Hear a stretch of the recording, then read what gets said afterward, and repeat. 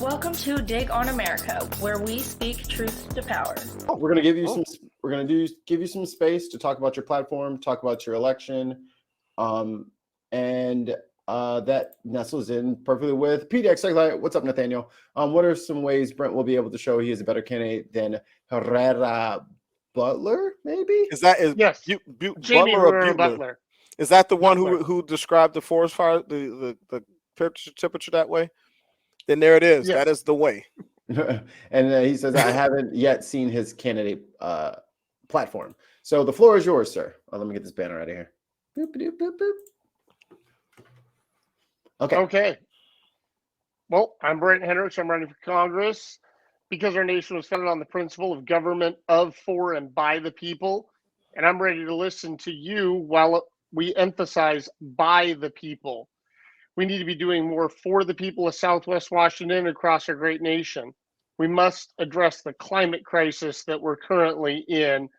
We need to make sure people have access to good paying jobs that provide equitable access to whole person health care. I am very much, I don't know if you see in the, pointing the wrong side, got a Band-Aid in my logo, very much for how healthcare and whole health ties everything together, that if,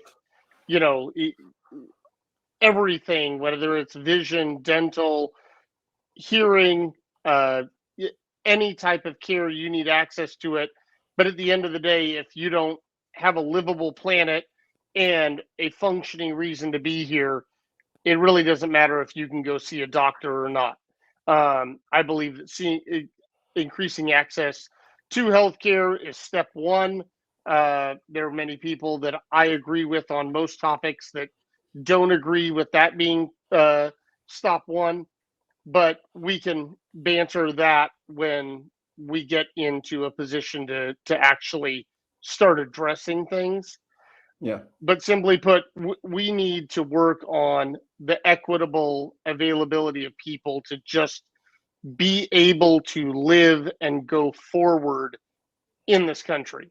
And right now, we do not have that. We have social safety net problems where they catch people, but you're not able to get out of the net. You're caught there, but there's a weird wall of, oh, I got offered 50-cent raise, which makes me make $20 a week more, but now I make $13 a month too much to be on this safety net program that I need.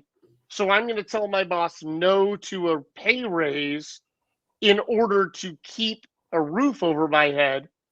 No, we need to fix that, and we need to make off ramps where, oh, you made $20 an hour a week or $20 a week more, and now you're going to lose $20 of your subsidy, but you're making 60 more, and yes, you're getting taxed on that, but you're going forward and you're walking your way out. And we have all of these situations where people aren't able to go forward because they're stuck, and it's horrible. We're the most powerful, most prosperous nation on earth, and we create these situations where people are locked in to no other choice but being poor, because it's really expensive to not be poor. And it's expensive to be poor. Yeah, I was about to say it's super expensive to be broke for some reason. Yeah. Overdraft fees and the like, that, that rich people aren't paying overdraft fees. They're Right. That's oh geez, I needed a gallon of milk today and I wrote a bad check for it because I needed a gallon of milk, and I'm getting paid tomorrow or the next day or whatever it is. And I'm not condoning writing bad checks. I'm just saying that when people need food and or need services, they will do what they have to do to get them. You can take any parent and put their child in a healthcare emergency. There's nothing that parent will not do to get their child the care they need. I mean, nothing will stand in their way. I saw John too. What was that? I saw John Q. Yeah. Denzel wasn't playing. No. His son needs a heart now, damn it. Yeah. And Denzel in Man on Fire, just when he was trying to save PETA. I mean, Great movie, by the way. he was going to. I have it on my iTunes downloaded, and I wouldn't want to mess with him. I'd take Liam. I'd choose Liam Neeson over Denzel in Man on Fire. I definitely would. Man. What's your thoughts on like single payer health? Absolutely. I absolutely am a huge advocate for universal health care. My process is, if I'm in Congress and somebody brings a bill that provides it, I will absolutely vote for it. I don't believe personally that it's going to be a single bill solution. I believe we're going to have to increase the income threshold for Medicaid. I believe we're going to have to reduce the age for Medicare.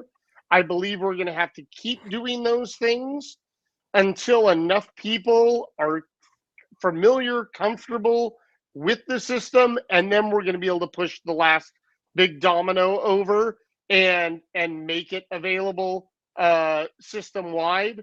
But there's too many scary ads of they're coming to tell you you can't see your doctor. They're coming to say you can't have your medicine.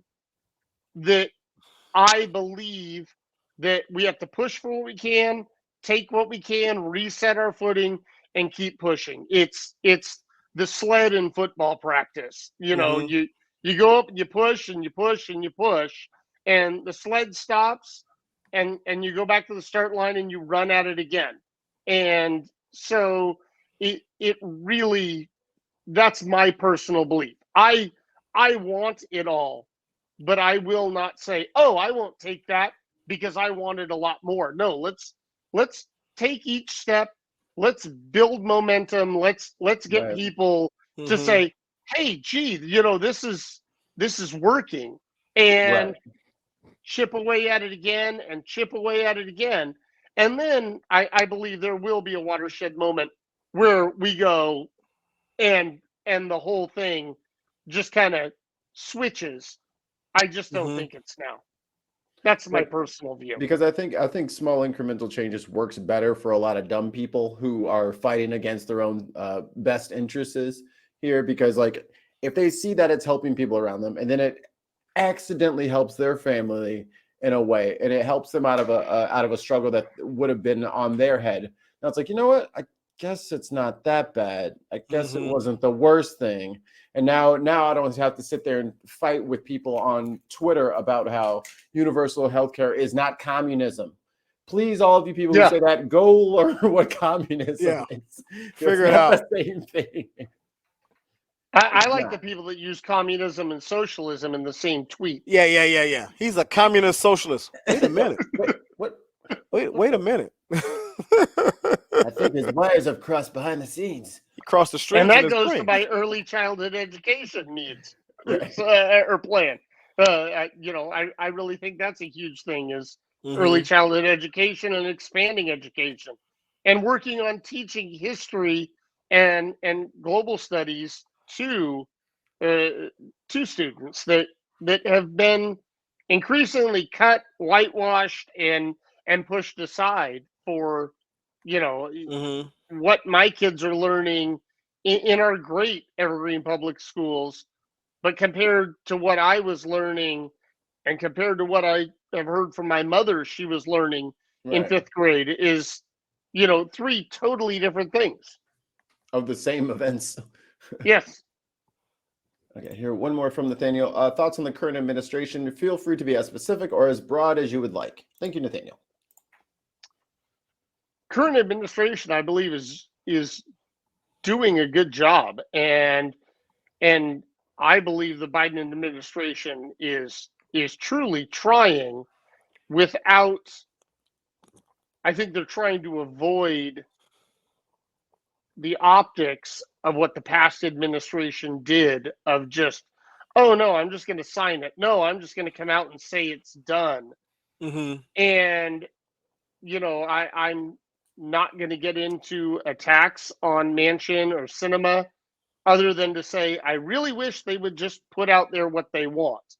I've seen too many comments, too many whatevers. Oh, they're Republicans. No, they're not. The thing is, we don't know what they actually want, other than, oh, I don't want this little thing. And then they find, the group finds a way to carve that. Yeah, but I really don't want this other little thing. Mm-hmm. I follow John Cooper on Twitter, and he pointed out the other day, he's like, dude, just set it to a 5-year plan. It's now a $1.75 trillion bill because Manchin seems to only care about the dollar, the price tag. Cut it in half because you're only going to run it for half the time. Then we can figure out extending it, to go forward once people have tried it. People have figured out, wow, we're getting roads, we're getting bridges, we're getting childcare, we're getting The holes in our expanded bridges are being repaired. Yeah. Or the whole bridge is And being repaired. yeah, so, and I agree with that. Let's get Biden's agenda pushed through, but I believe in what Biden's doing right now from the standpoint of he's returning normalcy to the presidency. He's not acting like a dictator. Mhm. He's acting frustrated. He's doing what he can. He's using a position of authority at times, but he's not just saying, oh no, this is what it is and you will do it, because we came too close, and he's addressing that in the only way he knows how, and that's being a bit moderate about the powers of the presidency. I don't think he's scared to react in a military scenario if something happened overnight tonight. I don't think he's afraid to use his presidential powers in that manner. But when it comes to trying to sidestep Congress and the Senate, Right. I don't believe he's comfortable doing it, because it's not what was prescribed by the Constitution. And just because some lawyer found a way for somebody else to do it, he's returning normalcy to it. And there's currently bills, in action to limit some of those executive powers, and I agree with them